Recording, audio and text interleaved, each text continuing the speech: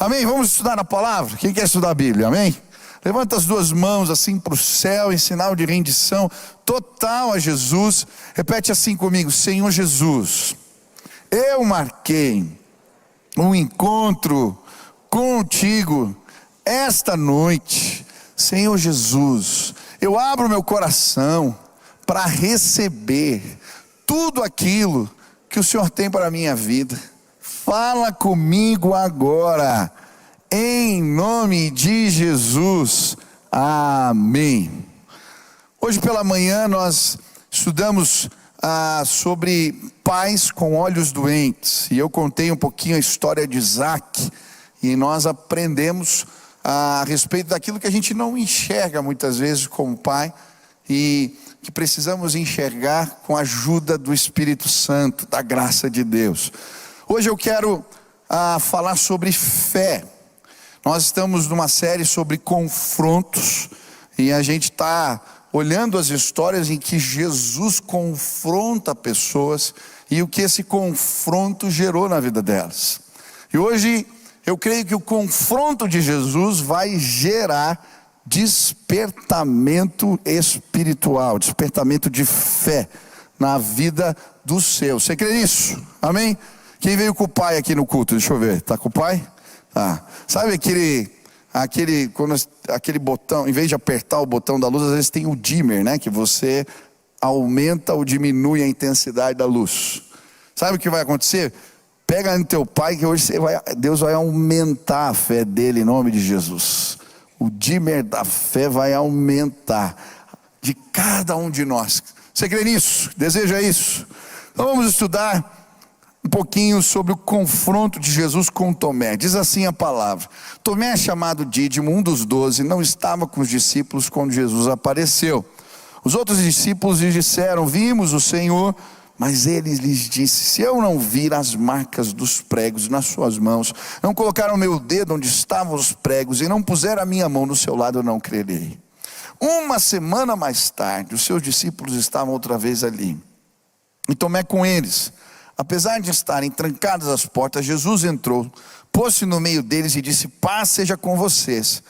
E Jesus disse a Tomé: coloque o seu dedo aqui, veja as minhas mãos, estenda a mão e coloque-a no meu lado, pare de duvidar e creia. Disse-lhe Tomé: Senhor meu e Deus meu. Então Jesus lhe disse: porque me viu, você creu. Felizes os que não viram e creram.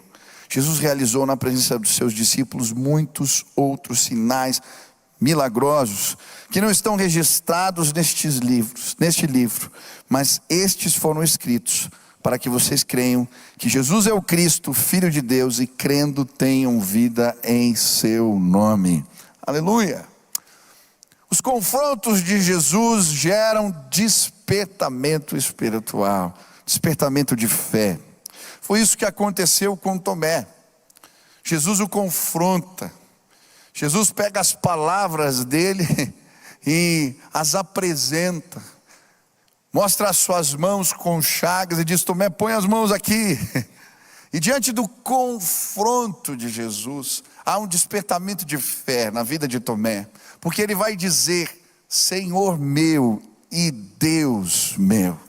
Ele reconhece.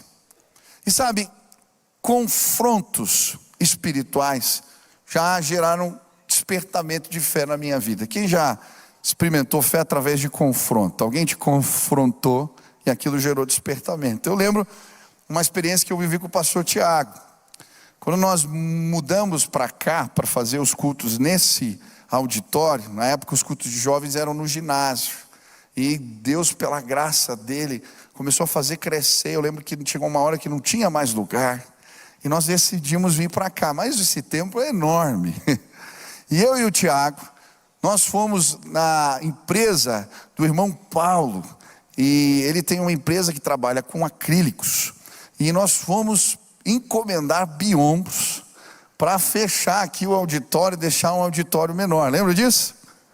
E aí a gente fez um monte de orçamento, como é que ia ficar para deixar só o auditório aqui, ali do corredor para cá. Fizemos toda uma ornamentação, um planejamento, e aí fomos lá no irmão Paulo, e quando terminamos de fazer os orçamentos, ele me deu uma amostra do material, disse assim: pastor, eu vou te dar a amostra, eu vou perder dinheiro, mas eu só quero dizer que eu não vou fazer os biombos para você.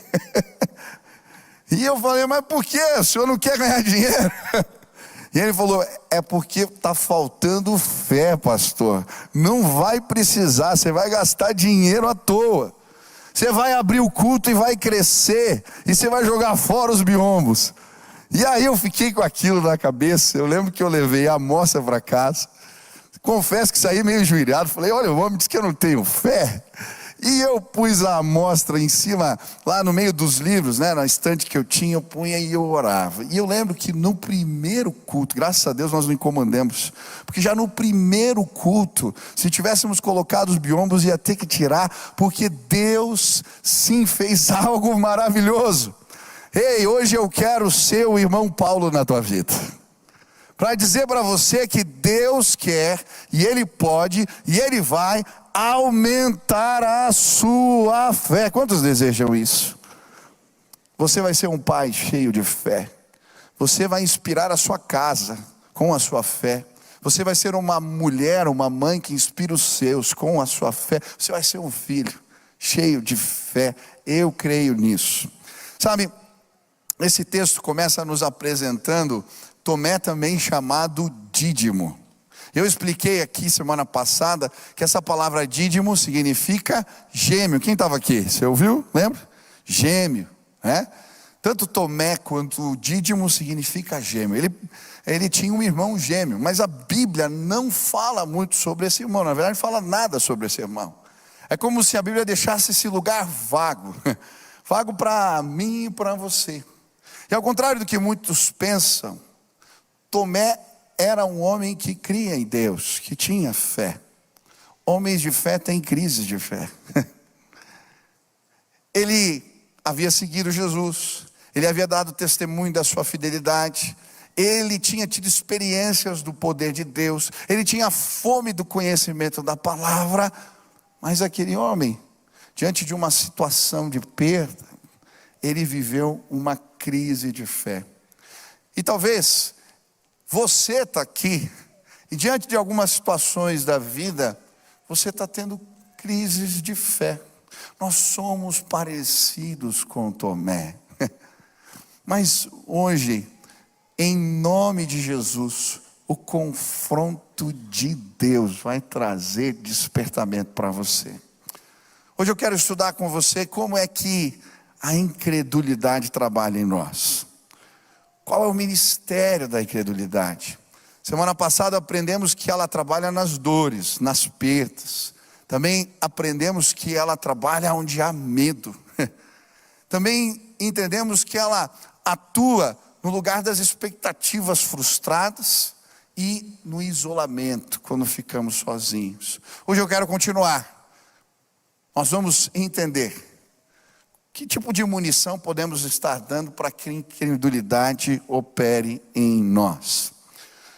Primeira lição que eu aprendo aqui, quero compartilhar com vocês hoje, tem a ver com o descrédito. A Bíblia diz assim: os outros discípulos lhe disseram: vimos o Senhor. Tomé, ele não acreditou no testemunho dos seus amigos. E muitas vezes a incredulidade opera em nós através do descrédito.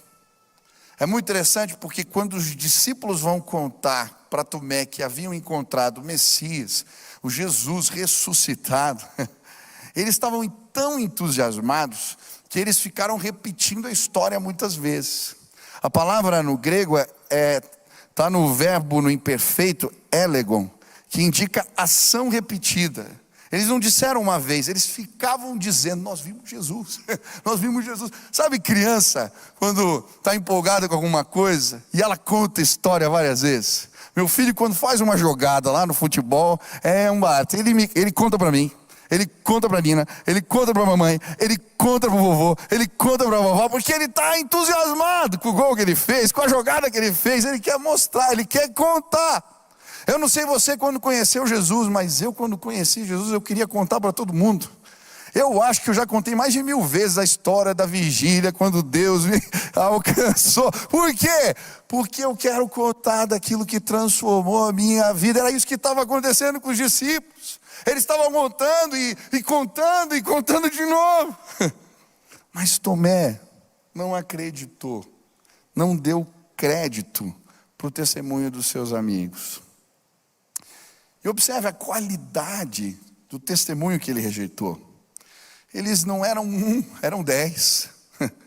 Foi o testemunho de uma pessoa. Eram 10. Eles não eram estranhos, desconhecidos. Eram amigos que ele tinha convivido intensamente os últimos 3 anos. Dividido o barquinho, participado de experiências com Jesus maravilhosas. E o que mais me impressiona é que eles também tinham sido afetados pela dúvida, pela incredulidade. Quando as mulheres se depararam com Cristo ressurreto e vieram contar para os discípulos, eles falaram que as palavras das mulheres eram palavras vãs. Eles também tinham duvidado. E agora, uma semana depois, eles estavam crendo e contando e repetindo. Sabe, muitas vezes a incredulidade opera em nós quando rejeitamos os testemunhos daqueles que estão perto. Eu lembro de uma irmã, ela estava numa crise de fé, porque ela era muçulmana e ela começou a vir na igreja. E eu lembro que um dia ela falou para mim, ela falou: pastor, eu só preciso de mais um sinal. Se eu tiver mais um sinal. E eu falei: mas você sabe que isso aí foi o que os fariseus pediram para Jesus. Mas Deus já te deu sinais. Ele falou: mas qual? E o testemunho dos seus filhos? Eles não mudaram de vida? Mudaram muito. Depois que eles conheceram a Jesus, a história deles não ficou diferente, ficou muito diferente. Eles não tiveram experiências com Deus e contaram para você? Sim, várias. Então Deus já tem se revelado. Creia no testemunho dos seus filhos. Sabe, muitas vezes Deus já colocou do teu lado. Não foi um, foram vários. Amigos, parentes, vizinhos. E eles estão dizendo: ei, existem coisas de Deus que você não conhece. Nós tivemos um encontro com Jesus. Ele é real, Ele existe. Mas você continua não dando crédito. E sabe qual que é o problema do descrédito? Porque o descrédito, além de nos impedir de termos experiências com Deus, ele fere os outros. Ele fere as pessoas que estão perto de nós. Eu não sei se você já foi ferido pelo descrédito, mas a Bíblia vai nos contar várias histórias. José, quando ele compartilha os seus sonhos com os seus irmãos e os seus pais, ele ganha um apelido: ih, lá vem o sonhador. Eles não acreditaram nele, caçoaram dele, o odiaram pelos seus sonhos. Eu acho interessante também a experiência do próprio Cristo. Jesus, diante do que ele estava falando, os seus irmãos não acreditaram nele. Sabe, muitas vezes o descrédito nos impede de vivermos um despertamento de fé, mas machuca os que estão perto da gente. Quem já foi machucado pelo descrédito de alguém?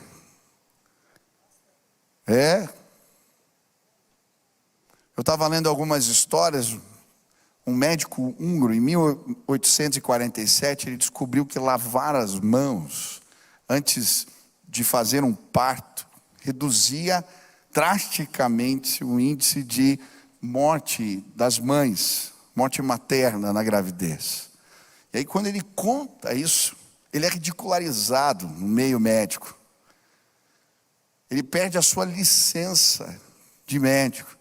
E ele morre num manicômio. O cara pira com o que aconteceu. O descrédito, ele fere.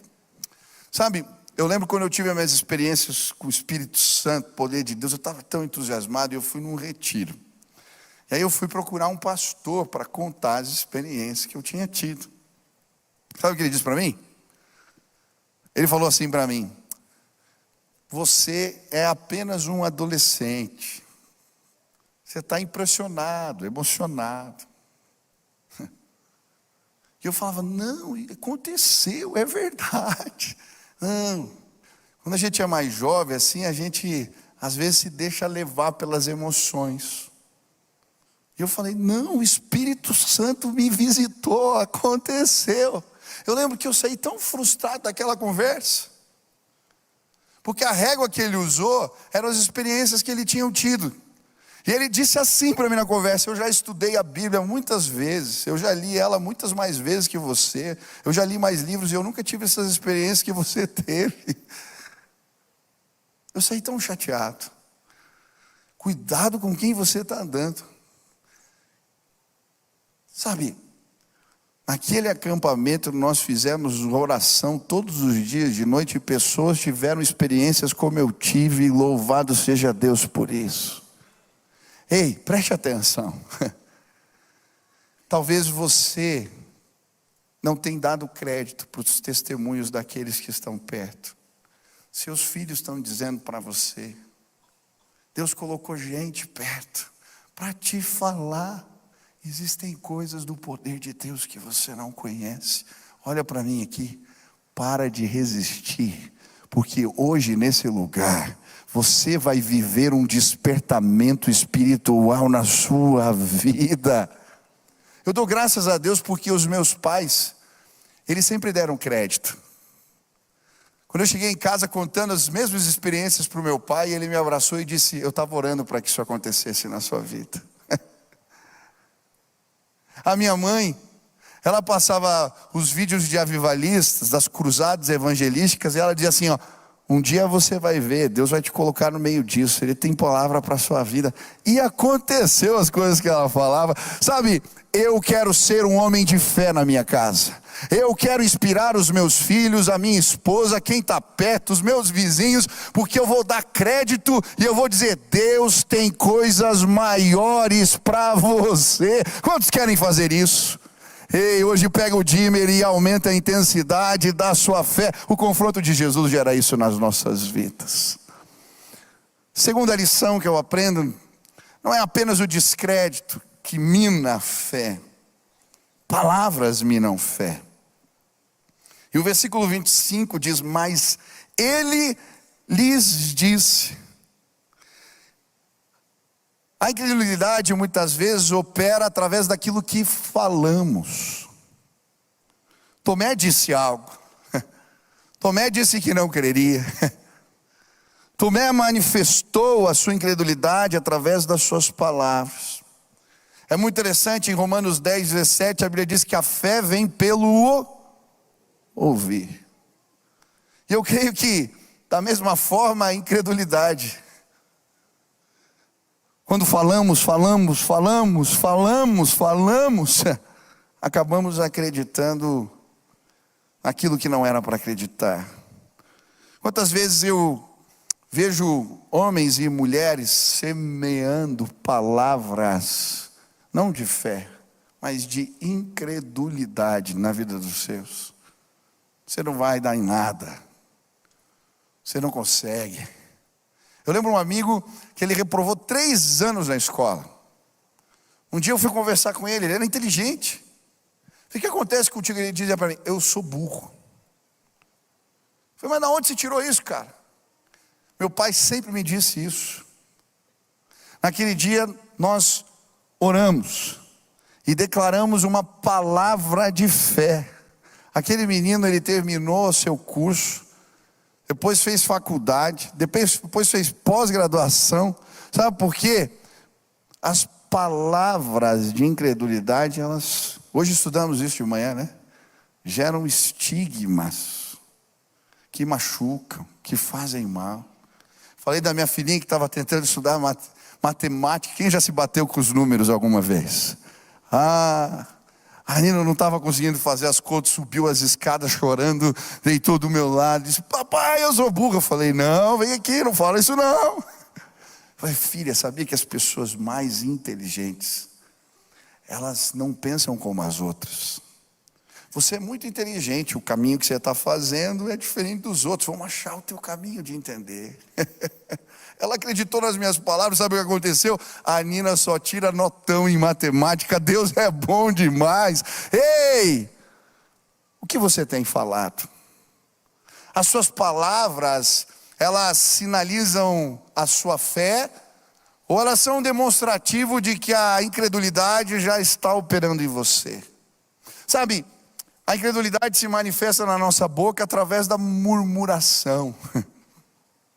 A gente reclama porque não tem fé. A gente reclama porque não entende o propósito de Deus. A gente reclama.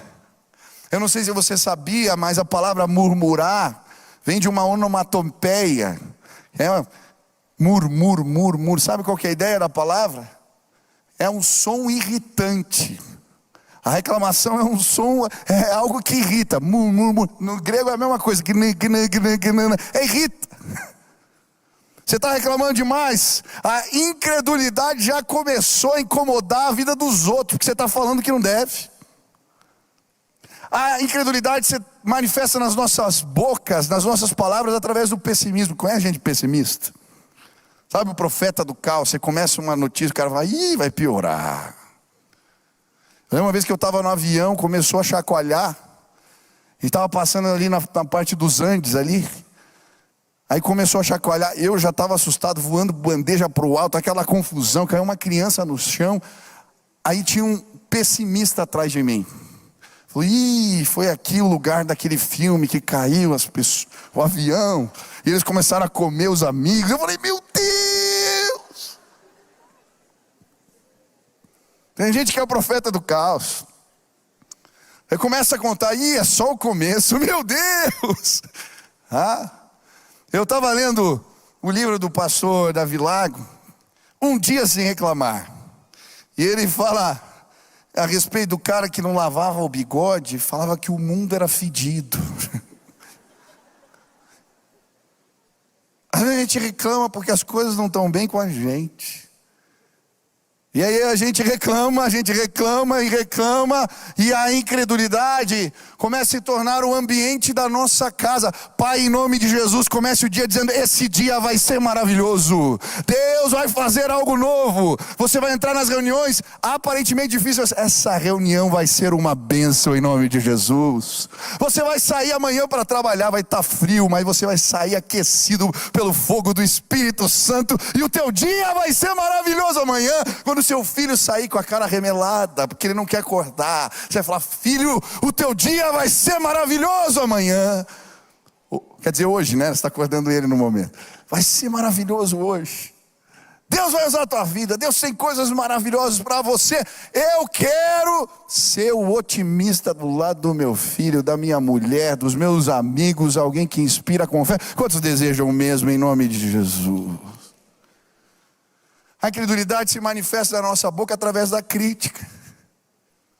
Você sai do culto que foi tremendo na sua vida, e você vai sentar assim: você viu a roupa da irmã? Que a roupa? Tem coisa que a gente fala para a pessoa, não fala para os outros. E a roupa não é para você falar. Se você é homem, não é para você falar. Deixa que a outra pessoa fala. Aí a gente enche a mesa de coisa e perde a bênção. Tem gente que critica. Só critica.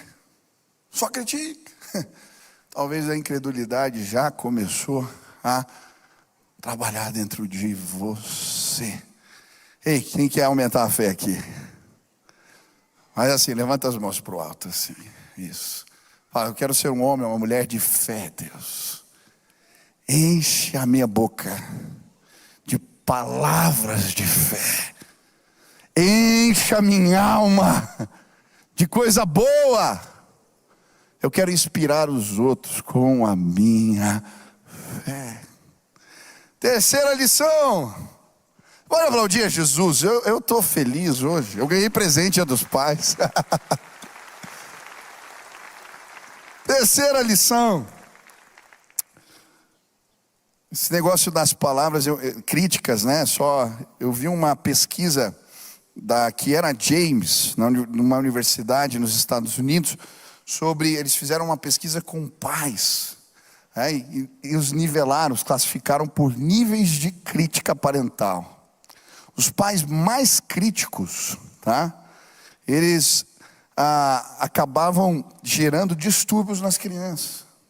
Quando eles colocavam as fotos das emoções, as crianças que eram submetidas a um número excessivo de críticas, elas não conseguiam identificar as emoções. Porque para proteger o coração, ela começava a não interpretar as emoções corretamente.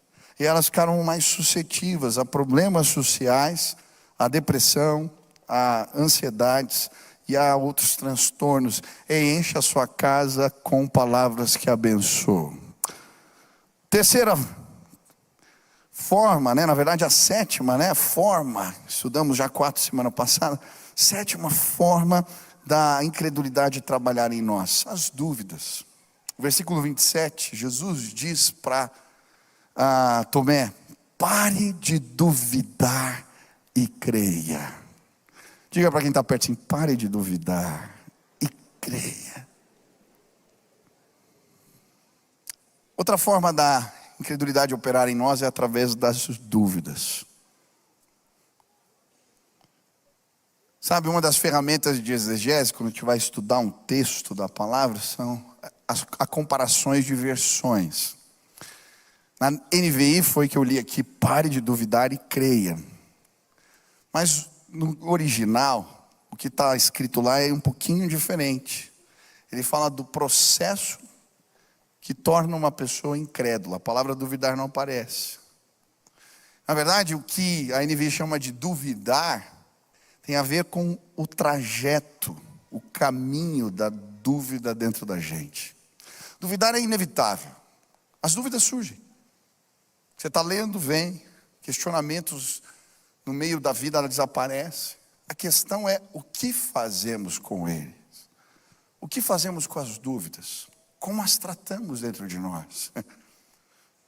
A Bíblia vai nos dar vários exemplos de pessoas que interromperam a trajetória de suas dúvidas de maneira adequada.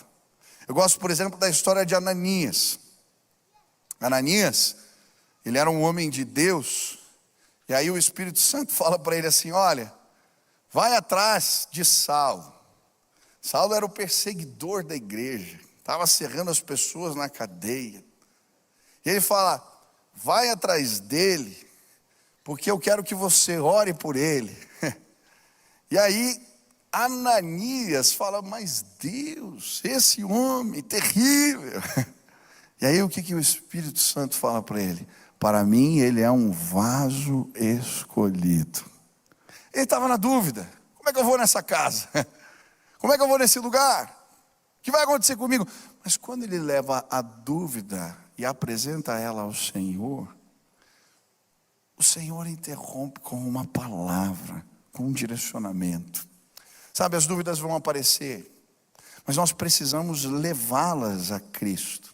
Jeremias, diante do seu chamado, ele teve dúvidas. Ele se questiona: eu, uma criança. E então, quando ele apresenta a sua dúvida ao Senhor, o que Deus faz? Deus fala com ele. Deus o toca de maneira poderosa. Deus lhe dá uma visão. Deus lhe dá uma palavra. Ei, eu tenho dúvidas quase todo dia. Um dos desafios da liderança é que a gente tem que tomar decisões constantemente. E sabe, quando eu começo a ficar ansioso e perturbado, quando eu deixo de ir no meu cantinho de oração, meu escritório, deixo de fechar a porta e de apresentar as minhas dúvidas ao Senhor. Agora, quando eu faço isso, as respostas vêm. E quando eu obedeço, o trajeto da dúvida é interrompido e eu durmo em paz, porque eu recebi uma palavra, uma revelação de Deus. Talvez você chegou aqui e está em dúvida em relação ao seu chamado, em relação a um projeto que Deus colocou no teu coração. Eu já tive dúvidas. Quando eu comecei no ministério, eu era bem jovenzinho, pastor, eu vivi uma crise que eu comecei a questionar. Será que eu tenho chamado mesmo? Eu lembro que comecei a ficar deprimido, os meus pais me mandaram para um retiro, eu fiquei internado lá 20 dias. Só sai quando melhorar, estava feia a coisa. Mas eu lembro que um dia eu estava numa reunião assim, de oração, e eu estava falando as minhas dúvidas para Deus. Falei, Deus, eu não acredito nisso. Olha, me feriram, machucaram, será que o Senhor tem algo comigo? E aí uma irmã de oração, ela levantou o dedo assim, apontou para mim.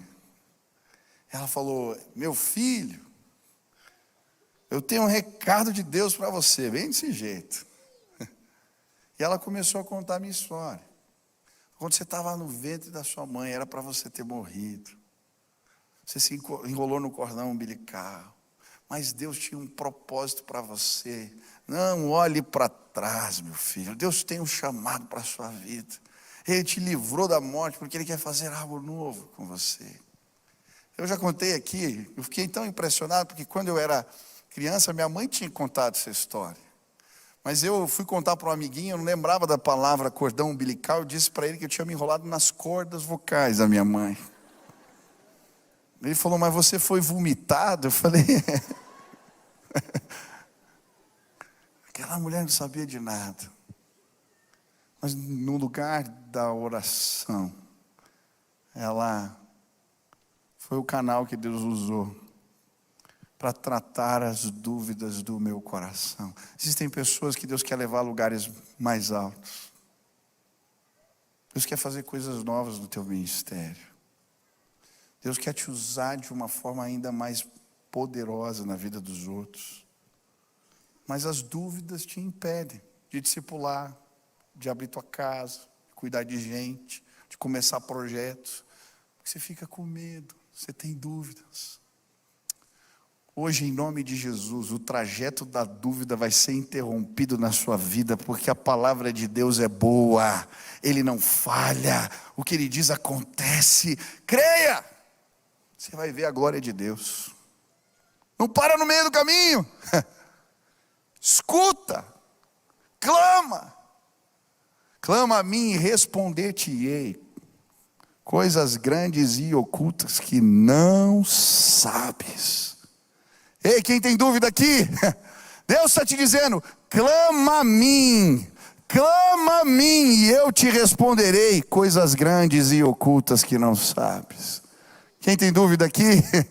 Deus está te dizendo, clama a mim em nome de Jesus. Última lição e eu vou terminar com ela. A incredulidade opera em nós através de condicionantes.